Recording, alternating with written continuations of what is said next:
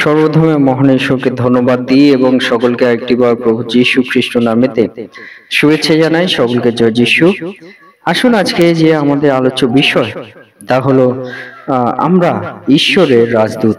আর সেই রাজদূতের জন্য আমাদের কিছু কিছু কার্য আছে। পিতা ঈশ্বর এই সুন্দর সময় তিনি আমাদেরকে সে বিষয় বলতে চান তার বাক্য দ্বারা। তাই এই মুহূর্তে যতজন ঈশ্বরের সন্তানেরা আপনারা যুক্ত হয়েছেন, শুরু থেকে শেষ অব্দি ঈশ্বরের বাক্য শোনার জন্য অনুরোধ থাকলো। আসুন আমরা এই সময় ঈশ্বরের বাক্য শুনি। 2 করন্থীয় 5:20 অতএব খ্রিস্টের পক্ষেই আমরা রাজদূতের কর্ম করিতেছি, ঈশ্বর যেন আমাদের দ্বারা নিবেদন করিতেছেন।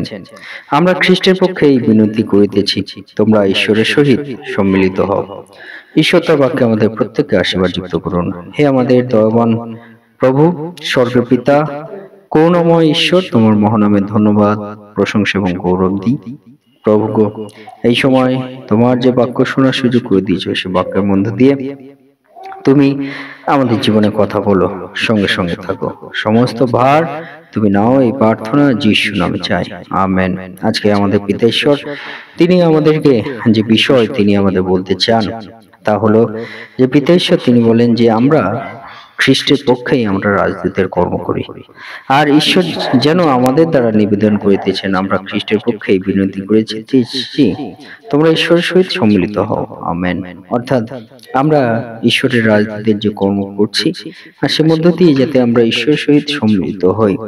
ঈশ্বরের সহিত সম্মিলিত বলতে আমরা যেন ঈশ্বরের নামে গান, আরাধনা, প্রার্থনা, প্রশংসা গান, আমরা তার নামে সাক্ষ্য আমরা প্রদান করি। ঈশ্বরের বাক্য যাতে যেন আমরা শুনি এবং সেই বাক্য আমাদের জীবনে আমরা রাখি, ব্যবহার যোগ্য আমরা করি, সে বিষয় ঈশ্বর তিনি আমাদের বলেন। আর এই সমস্ত কিছু মধ্য দিয়ে আমরা ঈশ্বরের সহিত আমরা সম্মিলিত হই।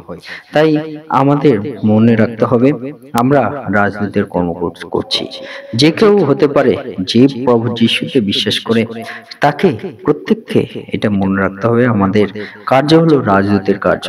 আর আমাদের সেই রাজা, আমাদের ঈশ্বর, আমাদের সর্বপ্রধান, আমাদের স্বর্গের পিতা, তার রাজদূতের কার্য আমরা করছি। আমাদের মনে রাখতে হবে আমরা যে সে ব্যক্তির রাজদূতের কার্য আমরা করছি না, যে সে ব্যক্তির আমরা দাসত্ব করছি না, কিন্তু আমরা একজনের রাজদূতের কার্য করছি, যিনি সর্বপ্রধান, সর্বশ্রেষ্ঠ, তার উপরে আর কেউ নাই, তিনি হলেন আমাদের ঈশ্বর। হালেলুয়া।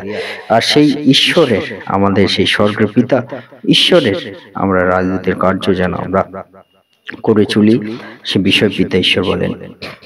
মালাকি তার 2:7 বলে, বস্তুত যাজকের ওষ্ঠাধর জ্ঞান রক্ষা করে ও তাহার মুখে লোকেরা ব্যবস্থার অন্বেষণ করে, ইহা উপযুক্ত, কেননা সে বাহিনীগণের সদাপ্রভুর দূত, আমেন। হালেলুয়া। অর্থাৎ পিতা ঈশ্বর তিনি আমাদেরকে যে বিষয় বলতে চান, আমরা যাজকের ওষ্ঠাধর জ্ঞান রক্ষা, যাজকের ওষ্ঠাধরের যে জ্ঞান রক্ষা ও তাহার মুখে লোকেরা ব্যবস্থার অন্বেষণ করে, ইহে উপযুক্ত, কেননা সে বাহিনীগণের সদাপ্রভুর দূত, আমেন। হালেলুয়া। অর্থাৎ পিতা ঈশ্বর তিনি আমাদেরকে বলেন, যারা সেই মণ্ডলীতে পিতা ঈশ্বর মনোনীত করেছেন রাজদূতের কার্য করার জন্য, যেসব ঈশ্বরের সন্তানদের, প্রচারকদের, সেই সব সন্তানদের বিষয় কথা যেন আমরা মনে রাখি, যে যেন আমরা সেই বিষয়গুলো আমরা গুরুত্ব দিই। কারণ সদাপ্রভু তিনি তাদেরকে মনোনীত করেছেন এবং তারা আমাদের বাহিনীগণের সদাপ্রভু দূত, হালেলুয়া, রাজদূত। তাই সে বিষয়টি আমরা মনে রাখি। আমাদের মণ্ডলীতে যে প্রচারক থাকে এবং যে পালক মহাশয় থাকে, তাদের বিষয়গুলো যেন আমরা গুরুত্ব দিই, তাদের কথাগুলো যেন আমরা গুরুত্ব দিই। লোক তার 10:16 সেই জন্য পিতা ঈশ্বর তিনি আমাদের বলেন, যে তোমাদিগকে মানে সে আমাকেই মানে, এবং যে তোমাদিগকে অগ্রাহ্য করে সে আমাকেই অগ্রাহ্য করে, আর যে আমাকে অগ্রাহ্য করে সে তাহাকেই অগ্রাহ্য করে যিনি আমাকে প্রেরণ করিয়াছেন, আমেন। হালেলুয়া।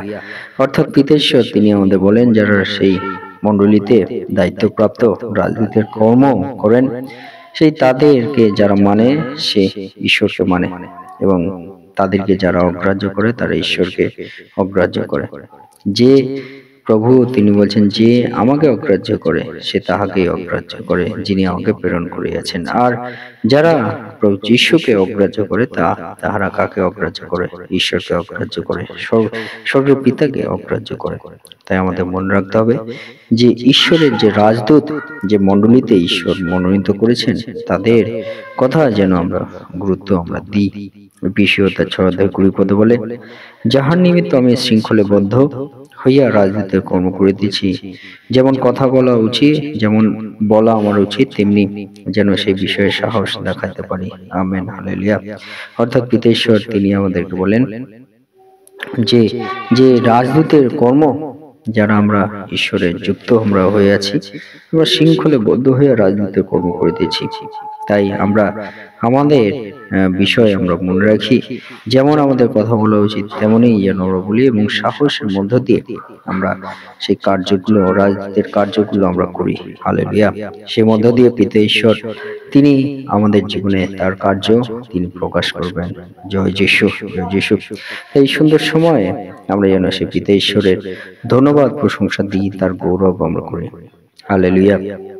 আমরা প্রার্থনা করি তাদের জন্য, যারা এই মণ্ডলীতে এই রাজদূতের কার্য করে চলছে। স্বর্গীয় পিতা দয়াবান প্রভু, তোমাকে ধন্যবাদ দিই। তুমি দয়াময় এবং করুণাময়।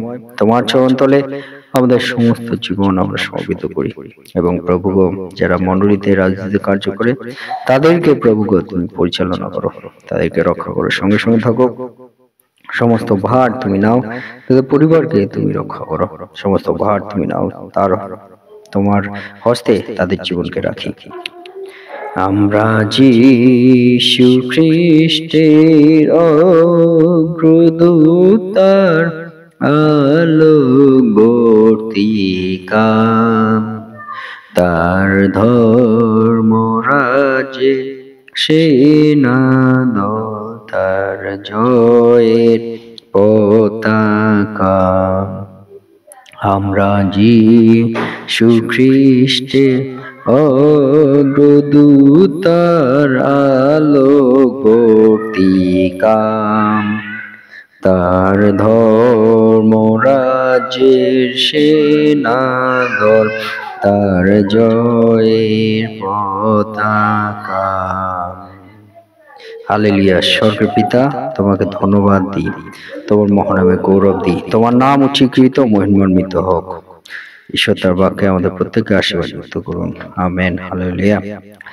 হে আমাদের স্বর্গস্থ পিতা, তোমার নাম পবিত্র বলিয়া মান হোক।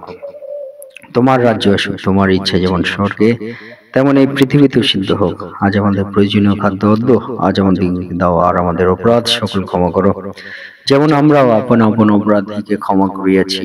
আর আমাদের পরীক্ষাতে আনিও না, কিন্তু মন্দ হইতে রক্ষা করো, কারণ রাজ্য, পরাক্রম ও মহিমা যুগে যুগে তোমারই হোক। আমেন। এই মুহূর্তে পিতা ঈশ্বরের প্রেম এবং প্রভু যীশু খ্রিস্টের অনুগ্রহ এবং পবিত্র আত্মার সহভাগিতা যুগ থেকে যুগান্ত পর্যন্ত আপনাদের সকলের সহবর্তী হোক। আমেন। জয় যিশু, জয় যিশু।